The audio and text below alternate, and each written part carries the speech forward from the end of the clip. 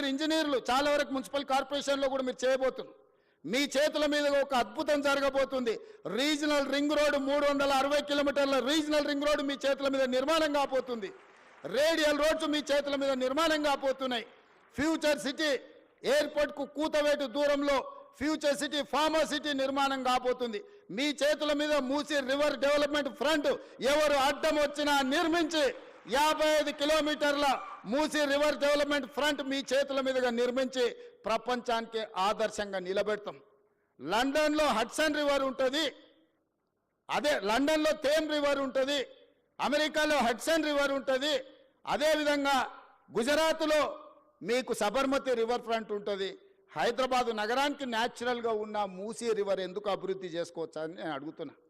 ఇవాళ నేను మిమ్మల్ని అడుగుతున్నా, కృష్ణ, గోదావరి, యమున, గంగా, సరస్వతి అన్ని నదుల పేర్ల మీద మన ఆడబిడ్డలకు పేర్లు పెట్టుకుంటున్నాం. అవునా? మన ఇంట్లో ఆడబిడ్డ పుడితే కృష్ణానో, కావేరో, గోదావరో, సరస్వతో, గంగానో అని నదుల పేర్లు మన బిడ్డలకు పెట్టుకుంటున్నాం. ఏ తండ్రి అయినా ఆయన బిడ్డకు మూసి అనే పేరు పెట్టుకున్నాడా? ఇన్ని నదుల పేర్లు, పవిత్రమైన నదుల పేర్లు మన ఆడబిడ్డలకు పెట్టుకున్నప్పుడు మూసి అనే రివర్ పేరు ఏ తండ్రి అయినా బిడ్డకు పెట్టుకున్నాడా? ఎందుకు పెట్టుకోలే?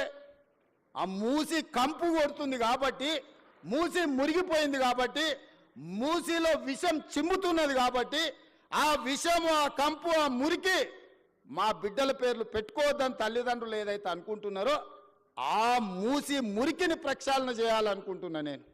ఆ మూసిని నిర్మాణం చేయాలనుకుంటున్నా నేను. ఎందుకు యమున, సరస్వతి, గంగా, కావేరి పేర్లు పెట్టుకున్నప్పుడు మూసి అనేందుకు మన బిడ్డలకు పెట్టుకోకూడదు? ఆ మూసిని అద్భుతంగా నిర్మించినప్పుడు తప్పకుండా తల్లిదండ్రులు వాళ్ళ బిడ్డల పేర్లు మూసి అని పెట్టుకుంటారు. అంత అద్భుతమైన నిర్మాణం మనం చేసుకుందాం. నిర్మాణ క్రమంలో మల్లన్న సాగర్లో 14 ఊర్లను ఖాళీ చేసి 60,000 ఎకరాలు మల్లన్న సాగర్లో ల్యాండ్ ఎక్వేషన్ జరగలేదా?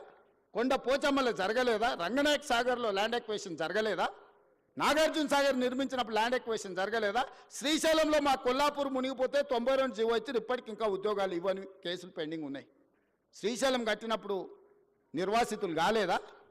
ఇవాళ మూసి నిర్మాణం చేస్తే కూడా కొన్ని వేల మంది, 5,000 మందో 10,000 కుటుంబాల్లో నిర్వాసితులు అయితే నిర్వాసితులను ఎట్లా ఆదుకోవాలో సలహా చెప్పండి అని నేను అడుగుతున్నా.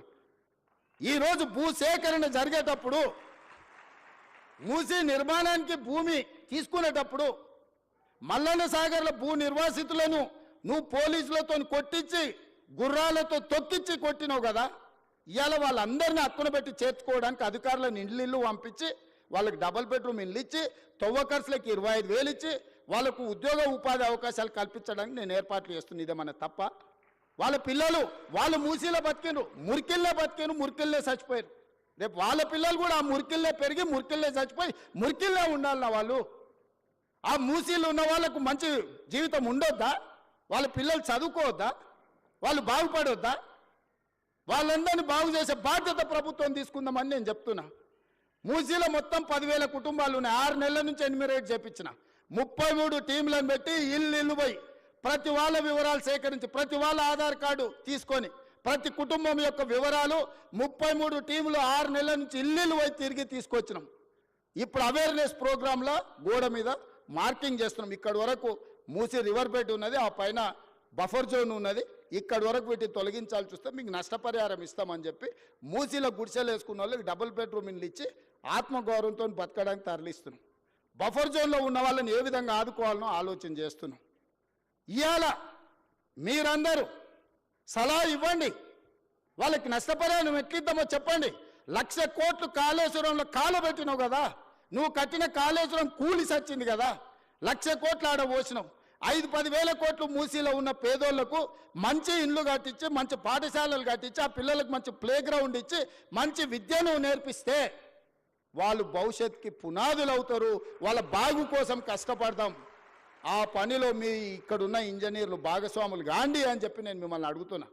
వాళ్ళు మనోళ్ళే, నాకు తెలియదా? 20 ఏళ్ళు నేను కూడా పబ్లిక్ లైఫ్లో ఉండొచ్చిన. జిల్లా పరిషత్ మెంబర్ నుంచి ముఖ్యమంత్రి వరకు వచ్చిన. ఓసారి జెడ్పీటీసీ, ఓసారి ఎమ్మెల్సీ, 2 సార్లు ఎమ్మెల్యే, ఓసారి ఎంపీ, ఈరోజు ముఖ్యమంత్రి. 20 ఏళ్ళు పేదోళ్ళ మధ్యలోనే తిరిగిన కదా, ఉన్నా కదా. పేదోడి దుఃఖం నాకు తెలియదా? ఇల్లు కూలితే ఎంత బాధ ఉంటుందో తెలియదా? వాళ్ళందరినీ ఎట్లా ఆదుకుందామో చెప్పండి, నష్టపరిహారం ఎట్లిద్దామో చెప్పండి. నువ్వు 7 లక్షల కోట్లు అప్పు చేసినావు, వాళ్ళ కోసం ఇంకో 10,000 కోట్లు ఎట్లయినా చేసి తీసుకొచ్చి వాళ్ళకి ఇద్దాం. మీరు మింగింది ఆపితే చాలు వాళ్ళకి ఇవ్వడానికి. ఏందుంది అందులో? 1000 ఎకరాల ఫామ్ హౌస్ ఉంది, 2 కోట్లు 3 కోట్లు ఎకరం ఉంది. అలా 2-3 వేల కోట్లు నువ్వు పండుకునే కానీ ఉంది కదా కేసీఆర్. నీ పార్టీ ఆఫీస్ ఖాతాలో 1500 కోట్లు ఉన్నాయి.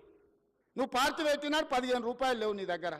1500 కోట్లు నీ ఖాతాలకు పైసలు వచ్చినాయి. ఎట్లా వచ్చినాయి? ఈ పేదోళ్ళ త్యాగం కాదా?